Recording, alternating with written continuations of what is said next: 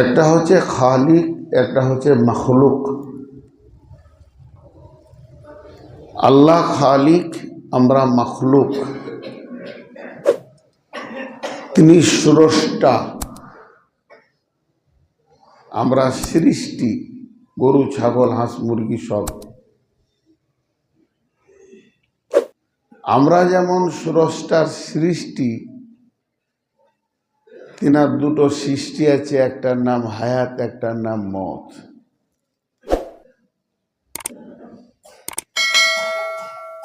গরু ছাগল ভেড়া ছাগল উট যেমন আল্লাহ বানিয়েছেন, সৃষ্টি করেছেন, তেমনি মতকেও সৃষ্টি করেছেন, হায়াতকেও সৃষ্টি করেছেন। আল্লাহ তাবারাক ওয়া তাআলার সৃষ্টির ভিতরে সবগুলো বাদ দিয়ে আমি মতকে নিয়ে দুটি কথা বলবো, হায়াতকে নিয়ে।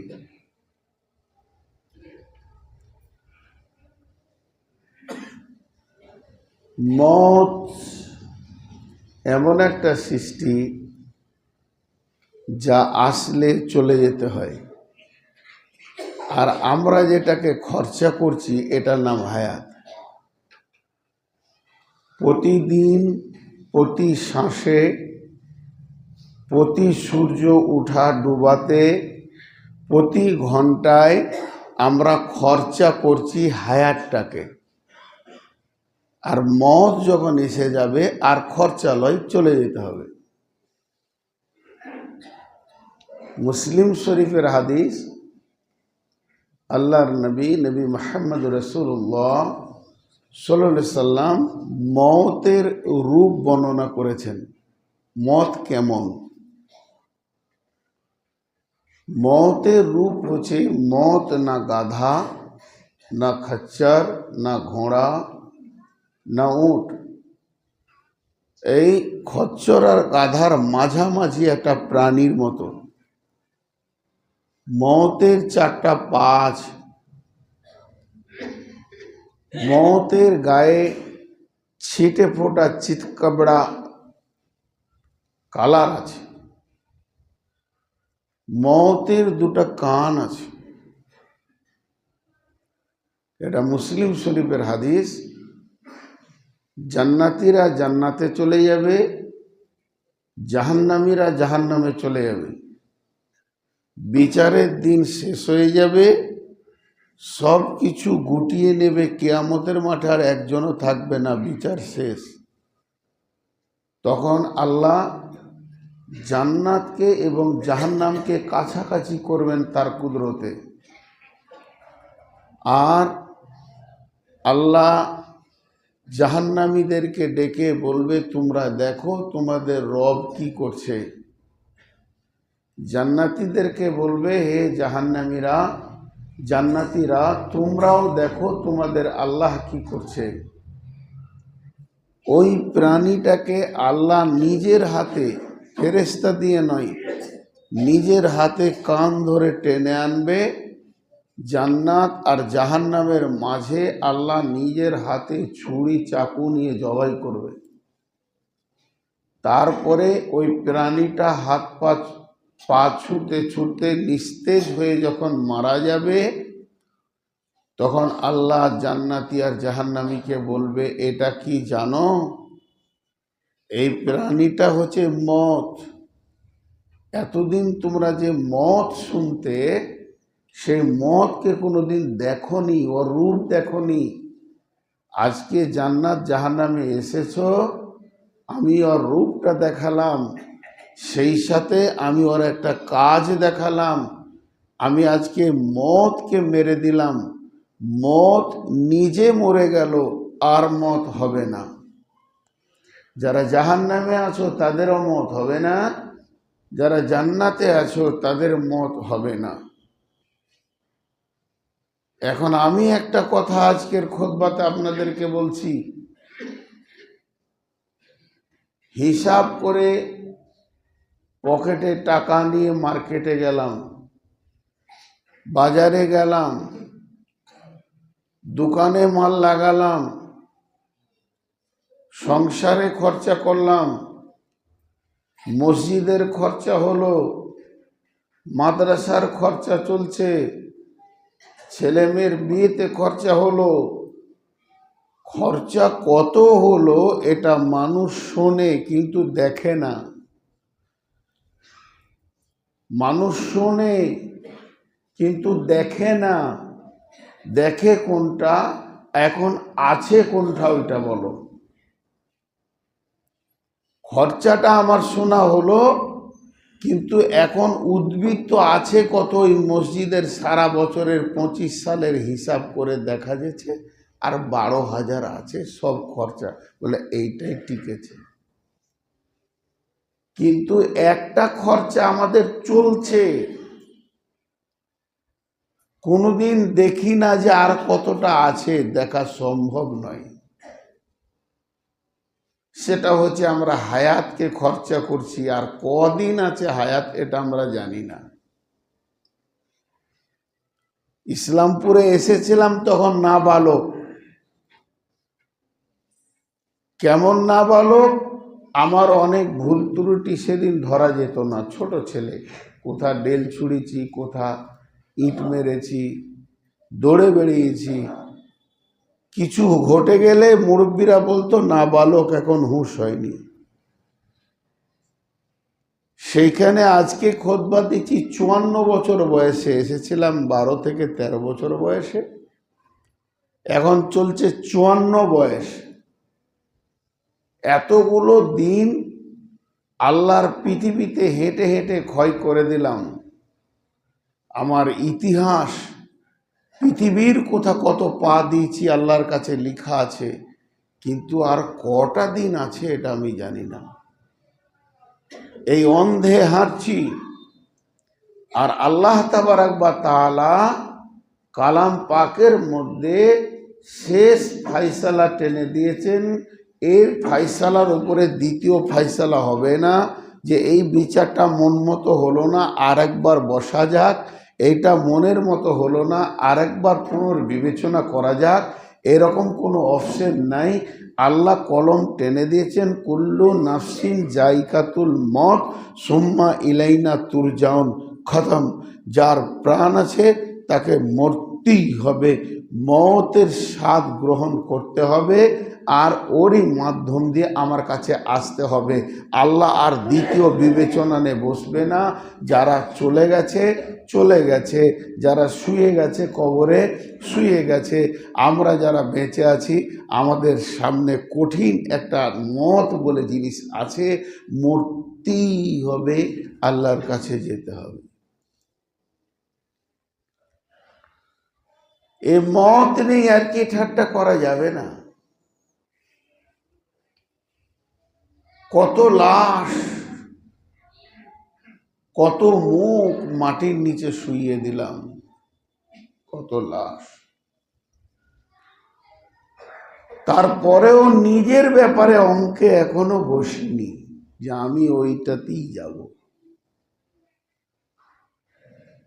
নিজের ব্যাপারে চেতনতা নিচ্ছি না, চিন্তা করছি না যে আমিও ওই রাস্তার পথি। মতকে নিয়ে আমাদের চিন্তা নাই, বরং খুব নোংরা কথা।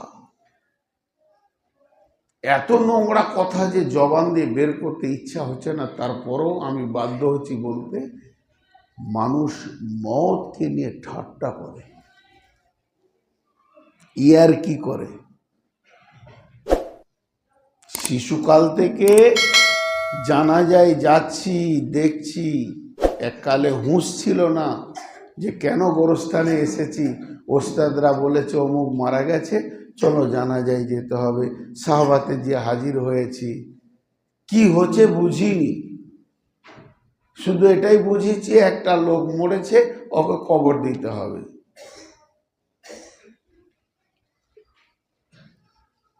সেখানেও গিয়ে দেখেছি মানুষ জানাজাতে ঠাট্টা হয় আর কি। যে লোকগুলো আমি দেখেছি ইসলামপুরে, তারা কই কই, তারা কোথা গেল? সেই দাপট কয়?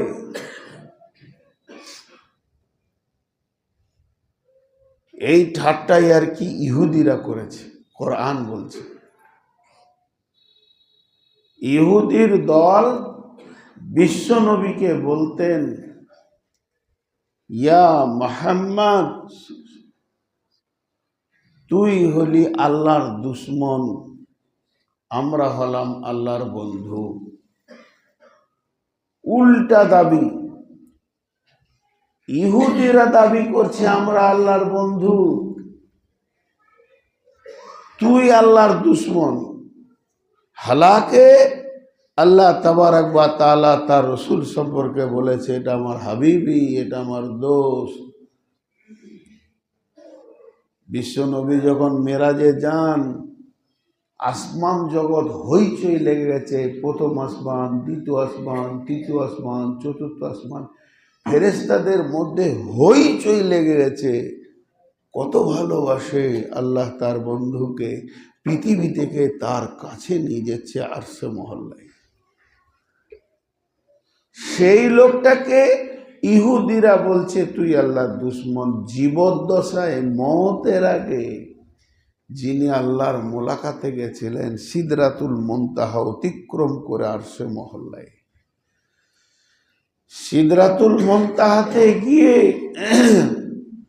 জিবরাইল আমিন নবীজিকে বলছেন, ইয়া রাসূলুল্লাহ, আমার আর আগে বাড়ার পারমিশন নাই, আমি যেতে পারবো না। তা আমি কি করে যাব? বলে আপনাকে আপনার আল্লাহ নিয়ে যাবে, যে এত মহব্বত করে ডেকেছে সে নিয়ে যাবে। বিশ্বনবী বলছেন, এই কথা বলতে বলতে একটা কুয়াশা, এত ঘন কুয়াশা আসলো, কিছু দেখা যায় না। তারই ভিতরে আমি একটা নূরের তাজাল্লি দেখলাম।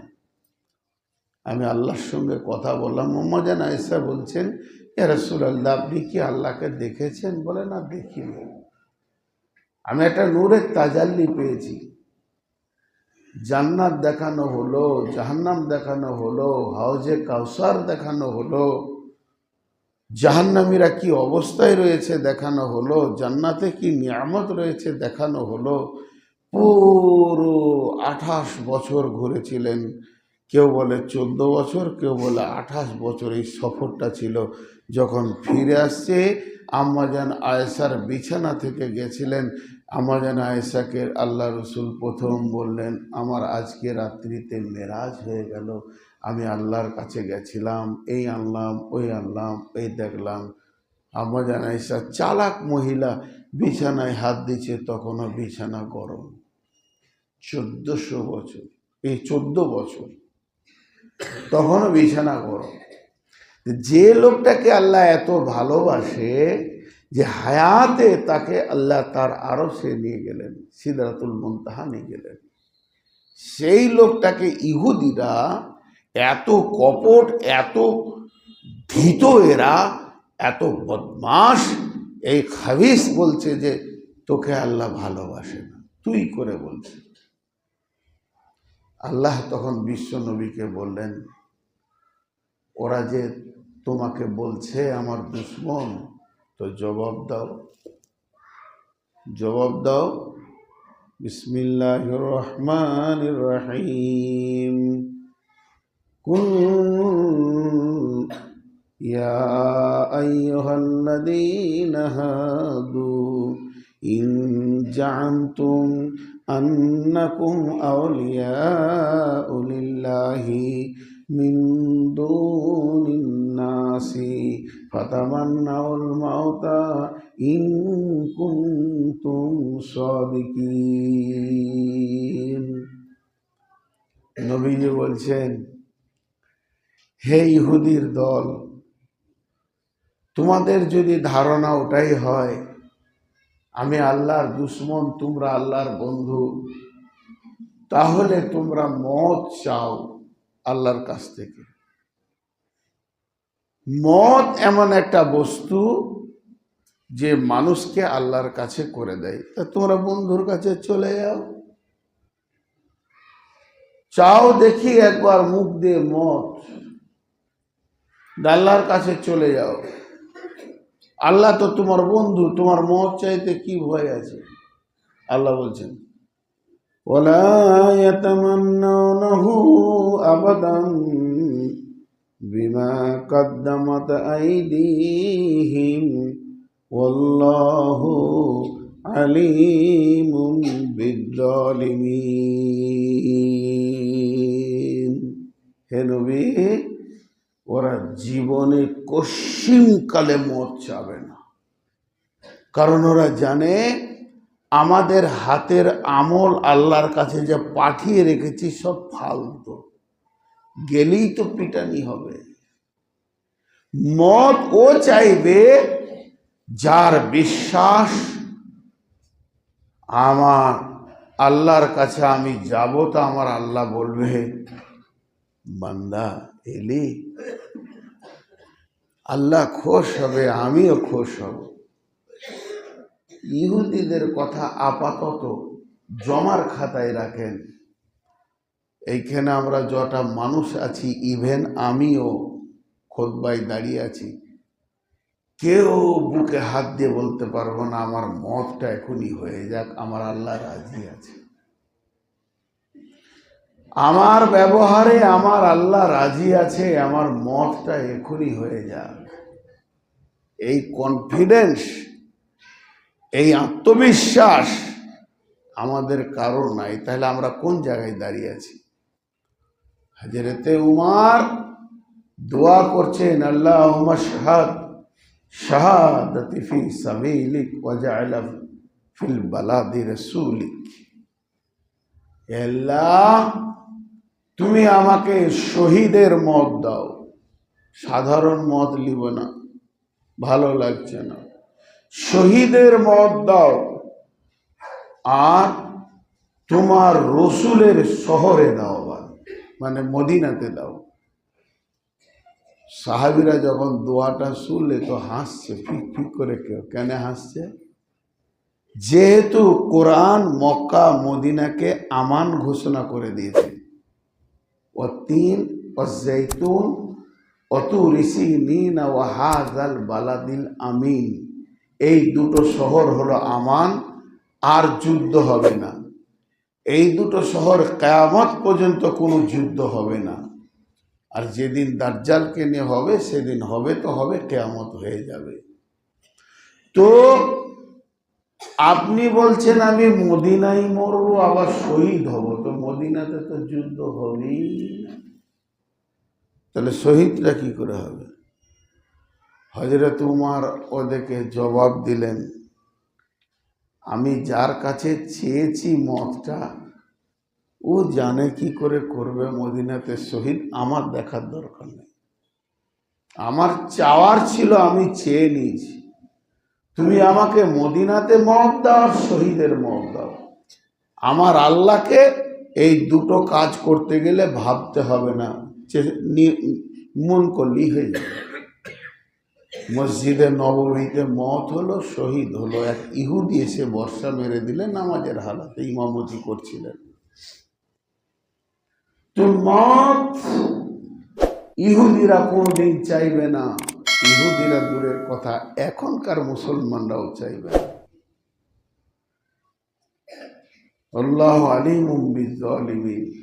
আল্লাহ এবার বলছেন, কুল, নবী ওদেরকে বলে দাও, ইন্নাল মাউতাল্লাযী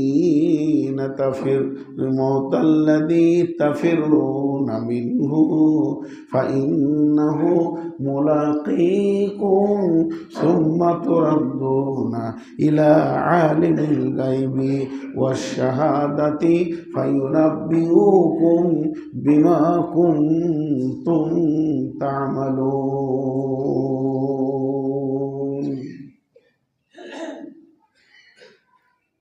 আমরা মত চাব না,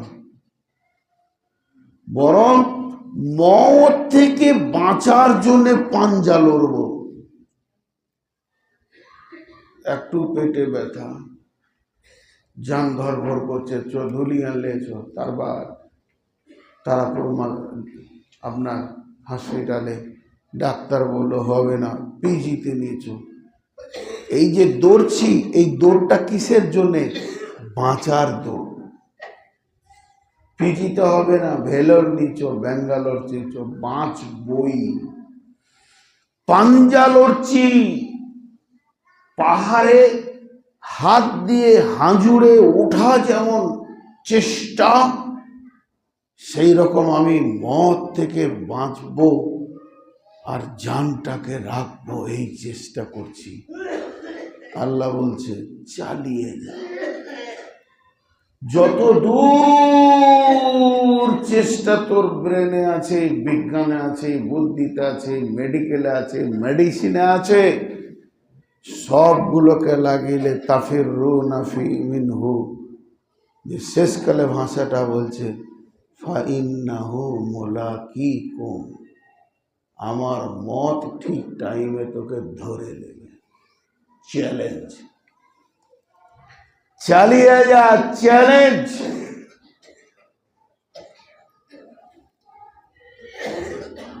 একদিন বোলপুর এসেছিলাম, 4 চাকা গাড়ি নিয়ে, ফ্যামিলি ছিল আমার সাথে, কোনো কাজে। বোলপুর আমার বাজার। ঠিক মাগরিবের আজান হচ্ছে আর বোলপুর থেকে বেরিয়ে যাচ্ছি, বাড়ি যাচ্ছি। তা আমাদের ওখানে একটা অজয় নদী আছে, আপনাদের পল্টন ব্রিজ। এই ব্রিজে 3টে লম্বা এত বড় ব্রিজ, অজয় ব্রিজ। অজয় ব্রিজে আমার গাড়ি উঠছে, পেছনে একটা অ্যাম্বুলেন্স কুই কুই কুই কুই কুই, মানে ওকে বোলপুর রেফার করেছে, যাবে বর্ধমান মেডিকেল।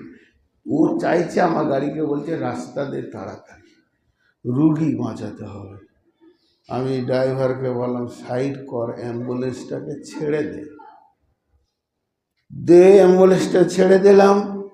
অ্যাম্বুলেন্স সামনে যাচ্ছে, আমার গাড়ি পেছনে যাচ্ছে। 10 হাত, 20 হাত, 50 হাত আগে পিছে, দুটাই গাড়ি ধরছে। ঠিক ব্রিজ থেকে 500 মিটার কি 1 কিলোমিটার যাওয়ার পর অ্যাম্বুলেন্সটা আস্তে আস্তে ব্রেক করে রোডের গায়ে লেগে গেল। আমার গাড়িটা পাশ দিয়ে বেরিয়ে এলো, ভিতর থেকে কান্নার শব্দ হলো। তার মানে তুমি যতই করো, তোমার যে জায়গায় মত হবে ওখানে পৌঁছিয়ে গেছো। আজরাইল ছিল, এটাই তোমার মতের জায়গা। আল্লাহ বলেছেন বেআই আরদিন তামুত, তুমি কোন মাটিতে মরবে ওই জায়গাটাও আমি টিক মেরে রেখে দিয়েছি। ওলি কুল্লি উম্মাতিন আদাল হাত্তা ইদা দাআ আদালুহা লা ইস্তাখিরুনা সাআতাও ওয়া লা ইস্তাকদিমুন। তোমার মতের সেকেন্ডটাকে লিখে রেখেছি, সারা বিশ্ব একদিকে হলে 1 মিনিট আগাতে পিছাতে পারবে না।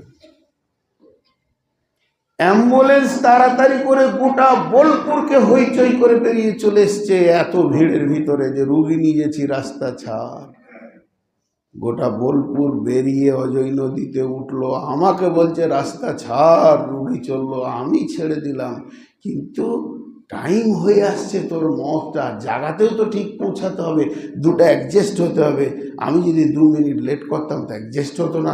এই জন্য আমাকেও আল্লাহ বলে তুই সর, ওই জায়গাতেই নেব। এর নাম মত, এর নাম মত। আল মত লাইসাল ফাত, এটা হলো হযরত আলীর কথা। আল মত লাইসাল ফাত, আল মত লাইসাল ফাত। অনেক কথা জীবনে শুনেছেন, এ কথা শুনেছেন? এরকম বলে, ইস আর 1 নম্বরের জন্য আমি ফার্স্ট ডিভিশন পেলাম না, উফ আর 1টা নম্বর তুললে আমি ফার্স্ট ডিভিশন পেয়ে যেতাম। কেউ বলছে ইস 2 নম্বরের জন্য আমি পিএইচডিটা পেলাম না, হাতছাড়া হয়ে গেল, ডক্টরেট করতাম, খালি 2টো নম্বর পেলাম না, আমি ডক্টর হতে পারলাম না। ইস বলে, মানে হাতছাড়া হয়ে গেল। একজন দৌড়তে দৌড়তে গিয়ে পাকুড় স্টেশনে পা দিয়েছে আর গাড়িটা সা করে বেরিয়ে চলে গেল। খালি পেছনের বগিটা দেখতে হলো, উফ আর 1 মিনিট আগে এলে ট্রেনটা পেয়ে যেতাম। এরকম বহু লোক বলে। হযরত আলী বলছে তোমার ঢিলার কারণে কখনো ট্রেন ছাড়া যায়, কখনো বাস ছাড়া যায়, কখনো প্লেন ছাড়া যায়। তোমার ঢিলামির কারণে কখনো ডিগ্রি ছাড়া যায়, কিন্তু মদ ছাড়া গেছে এরকম একটা লোক দেখাও। মদ তোমাকে ধরবে, তুমি মদকে কি ধরবে? মদ লাইসাল ফাউত। হ্যাঁ, সর্বোপরি শেষ কথা বলছি, মদকে ভয় করে লাভ নাই। মদ হবেই, ওর মতো হবে। মদ চাওয়া যায় আল্লাহর কাছে, সুখে দুঃখে নাই, ঝগড়া করে নাই। ইমাম বুখারী চেয়েছিলেন মদ। ফজরের আগে তাহাজ্জুদের পর হাত তুলে বলছে, আল্লাহ, হে আল্লাহ, তোমার অধম গোলাম তোমার কাছে একটা ভিক্ষা চাইছে। এই পৃথিবীটা চোর, লম্পট, দাগাবাজ, লুচ্চা, লাফাঙ্গারদের জন্য হয়ে গেছে। এই পৃথিবী আর মুমিনের থাকার জায়গা নাই। যেদিকে যেছি খালি কাঁটা আর কাঁটা। এই কাঁটার জ্বালা আর সহ্য হচ্ছে না। মাবুদ বলেনি আমাকে মেরে দাও, ভাষা বলছেন দেখেন কি, এ আল্লাহ, আমি আর পৃথিবীতে থাকবো না, তোমার কাছে যাব, তুমি তোমার গোলামকে তোমার কাছে করে নাও, এখানে আর থাকবো না, তোমার কাছে যাব। কাঁদলেন, ফজরের নামাজ পড়ে পৃথিবী থেকে চলে গেলেন। আবদার করে চেয়েছে আল্লাহর কাছে। এই কনফিডেন্স আমাদের কার আছে যে আমি আল্লাহর কাছে যাব, আল্লাহ খুশি হবে, দে বলবে খাতির তুই এলি রে? তারপর মৌতের পরের ঘটনাগুলো আর বলার সময় নেই। আর 2 মিনিট একটা কথা বলে দিই, হযরতে উমর ফারুকের লাস্ট মুমূর্ষ অবস্থাটা কি হয়েছিল একটু আগে বললাম। ইমাম মাবিয়া কি বলেছিলেন তার ছেলেকে, এই 2টি কথা যদি শুনেন, রোমহর্ষকর কথা। শুধু একটা বলবো, হযরতে উমর ফারুক মুমূর্ষ অবস্থায় আছে, ছেলে পেছনে বর্ষা মেরেছে, বুক দিয়ে বেরিয়ে গেছে, মুখে দুধ খাওয়ানো হচ্ছে, দুধটা ক্ষত জায়গায় বেরিয়ে যাচ্ছে, রক্ত স্খলন হচ্ছে, খুব থামছে না, আস্তে আস্তে শিথিল হয়ে মতের দিকে আগাচ্ছে। শুয়ে থাকা অবস্থায় বেটাকে বলছে, আব্দুল্লাহকে, বেটা এখন আমার বিদায় পালা করেছে। তো বেটা বাপের মাথায় হাত দিয়ে, বাঘের বাচ্চা বাঘ, তিনিও একজন ইমানদার ছিলেন, কি ভাষা বলছেন আব্বাকে দেখেন, আব্বা আপনি এত হতাশ হচ্ছেন কেন? আপনি না রসুলের সাহাবী, এখন তো আপনার আল্লাহর সঙ্গে মোলাকাত হবে, আব্বা হতাশ হবেন না, নিশ্চয়ই আল্লাহ আপনার সঙ্গে ভালো ব্যবহার করবে। তখন হযরত উমর বললেন, বেটা তুই একবার যা আম্মা জান আয়েশার কাছে, আম্মা জান আয়েশাকে যে তুই সালাম দিবি, আমার সালাম দিবি, পর্দা থেকে উনি যখন উত্তর দেবে তখন বলবি যে আমার আব্বা এখন আল্লাহর মোলাকাতে চলে যাচ্ছেন, আর হয়তো পৃথিবীতে 2-5 মিনিটেরও সময় আছে, তা আপনার কাছে একটা আর্জি করেছে, আবদার করেছে, যদি আবদারটা মেনে নেন তা আব্বা খুশি, মেনে যদি নাও নেন তাও খুশি। আব্বা আপনাকে সালাম দিয়েছেন এবং ওর 2 সাথী রাসূলুল্লাহ সাল্লাল্লাহু আলাইহি ওয়াসাল্লাম আর আবু বকর যেখানে শুয়ে আছে ওইখানে আব্বা শুতে চাইছে। আব্বা চাইছে যে আমি 2 বন্ধুর সঙ্গে কিয়ামত পর্যন্ত থাকবো। মানে রাসূলুল্লাহ সাল্লামের যেখানে মাটি হয়েছে ওটা আম্মাজান আয়েশার ঘর, আম্মাজান আয়েশার ঘর, তাহলে ওটা ওর স্বামী, আর আবু বকর হলো ওর বাপ। 2টো কবর আছে, তা আমি 3 নম্বর ওদের কাছে শুতে চাইছি। যদি আয়েশা দেয় তো খুশি, না দেয় তাও খুশি। আম্মাজান আয়েশা একটু চোখ থেকে বললেন, হ্যাঁ কবুল, কবুল, তোমার আব্বাকে শোয়াও। কারণ ইসলামে উমারের যে কোরবানি আছে আমার সে কোরবানি নাই। উমারের হক আছে, ও রসুলের কাছে শুবে। ফিরে এসে আব্দুল্লাহ তার আব্বাকে বলছে, আব্বা আপনার জন্য সুসংবাদ, আলহামদুলিল্লাহ পড়েন। কি সুসংবাদ বাবা? মরার আগে কি সুসংবাদ? বলে আম্মা জান আয়েশা রাজি হয়ে গেছেন, আপনার দাফন ওখানেই হবে। ছেলে বসে বাপের মাথাটা জ্যাঙ্গের ওপরে নিয়ে হাত বোলাচ্ছে, আর আস্তে আস্তে হযরত উমর মতের দিকে যাচ্ছে। তখন বলছে, বেটা খুবই ভীত সন্ত্রস্ত। বেটা বলছে, আপনি মায়ুস হবেন না, নিশ্চয়ই আল্লাহ আপনার সঙ্গে ভালো ব্যবহার করবে। হযরত উমর ডুকরে কেঁদে বললেন, বেটা আমি মদকে ভয় করি নাই, কিন্তু কি নিয়ে আল্লাহর কাছে দাঁড়াবো এটাই আমার ভয়। কি আমল নিয়ে দাঁড়াবো? তুই কি এনেছিস এই কথা যদি আল্লাহ বলে, তা আমি কি নিয়ে আল্লাহর কাছে দাঁড়াবো এটাই ভয়। তা আমার মাথাটা তোর জাঙ্গে রাখিস না, মাটিতে ফেলে দে, আমি মাটিতে ঘিসতে ঘিসতে মরি, যদি আমার রব আমাকে মাফ করে, যদি তোর রব তোর আল্লাহ যদি তোর বাপকে ক্ষমা করে দেয়, তবেই আমার উমারের বিদায়টা সুসংবাদ, না হলে দুঃসংবাদ। ভাই, খুতবা লম্বা হয়ে গেল, ক্ষমা চাইছি তার জন্য। কিন্তু প্রত্যেকটা ইসলামপুরের লোক আমার, এখন যে ছেলেগুলো আছে এগুলো আমার বেটার বয়সে, কিছু আছে আমার ভাইয়ের বয়সে, যারা মুরব্বী খুব কম, আমার বাপ চাচা যারা রয়েছেন। ইসলামপুর এলে আমাকে মনে হয় না যে আমি পুবারে আছি না এখানে আছি, আমাকে বাড়িই মনে হয়। আমি সাধারণ চলাফেরা করি। আল্লাহ আমার জন্যে আবার দোয়া করবেন, আমি আপনাদের জন্য দোয়া করছি। আল্লাহ যেন আমাদের মত আসানে দান করুন, আমিন বলেন। হে আল্লাহ, আমাদের মতের আগে মতের যা সামান সেগুলো গোটানোর তৌফিক দান করুন। হে আল্লাহ, তুমি যখন রাজি থাকবে না তখন মত দিও না, তুমি যখন এই গোলামদের ওপর রাজি থাকবে তখন তুমি মত দিও। এই আল্লাহ, এমন কিছু পুঁজি করিনি যার বুকে বল নিয়ে তোমার সামনে দাঁড়াবো, কিন্তু এই জুমার মিম্বারে দোয়া কবুল হয় আল্লাহ রসুল বলেছেন। তাই তোমার কাছে ভিক্ষা চাইছি, তুমি আমাদেরকে ক্ষমা করো।